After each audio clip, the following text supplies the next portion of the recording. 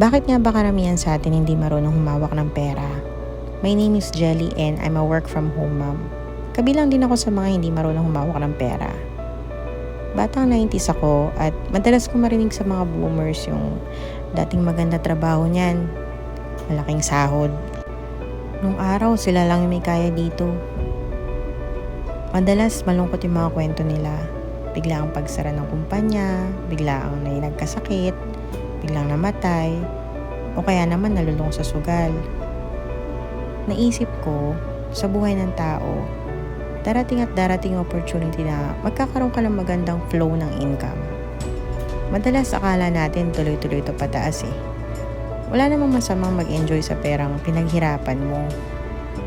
Pero ang problema, dumarating yan pag hindi mo inaasahan. Emergency nga, di ba? Palagi ko wala naman totaling naging handa sa emergency. Pero yung iba, malayo pa yung bagyo na kapag handa na. Hindi man ganun karami, pero sapat hanggang sa makahanap ulit sila ng bagong opportunity ng income. Kaya pag dumating na yung opportunity na yun sa buhay natin, huwag natin kalimutan magtabi para kay emergency. Maliit man yan, importante may mahuhugot ka.